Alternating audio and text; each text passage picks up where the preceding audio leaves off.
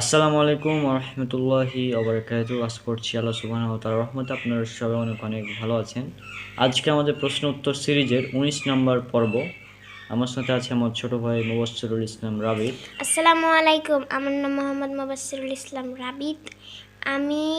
আমার পরীক্ষা কালকেই শেষ হয়ে গেছে। আমি ক্লাস 4-এ পড়ি। আমি ক্লাস 5-এ উঠে যাব যখন 2024 সাল হবে তখন।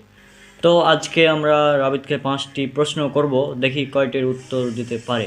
তোমার জন্য 1 নম্বর প্রশ্ন, সেটা হচ্ছে পবিত্র কোরআনের কোন আয়াতে 11 জন নবীর নাম উল্লেখ করা আছে? একটি আয়াতেই। সূরা নিসা আয়াত নাম্বার 163। হ্যাঁ, এই 11 জন নবীর নামগুলো কি কি?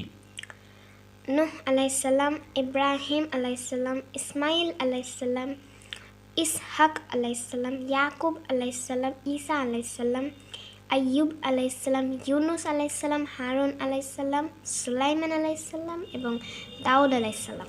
3 নম্বর প্রশ্ন, সেটা হচ্ছে ঈমান কি? ঈমান এই যে তুমি আল্লাহ, তার ফেরেশতাকুল, তার প্রেরিত নবী এবং শেষ দিনের প্রতি ঈমান রাখবে এবং তাকদীরের ভালো ও মন্দের প্রতি ঈমান রাখবে।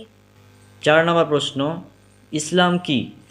ইসলাম হচ্ছে তুমি সাক্ষ্য দিবে যে আল্লাহ ছাড়া কোনো প্রকৃত মাবুদ নেই, মুহাম্মদ আল্লাহর রাসূল। তুমি সালাত কায়েম করবে, যাকাত আদায় করবে, সিয়াম পালন করবে এবং হজ করবে যদি সামর্থ্য থাকে তাহলে।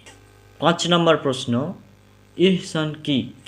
ইহসান এই যে তুমি এমনভাবে আল্লাহর ইবাদত করবে যেন তুমি তাকে দেখছো, আর যদি না দেখো তাহলে এমনভাবে অনুভব করবে যে তিনি তোমাকে দেখছেন। তাহলে এই যে 5টি প্রশ্ন করলাম, এই 5টি প্রশ্নের লাস্টের 3টি প্রশ্ন, যেমন ইসলাম কি, ঈমান কি এবং ইহসান কি, হ্যাঁ, এই প্রশ্নগুলোর উত্তর আপনারা পাবেন সহিহ মুসলিমে কিতাবুল ঈমান হাদিস নাম্বার 8।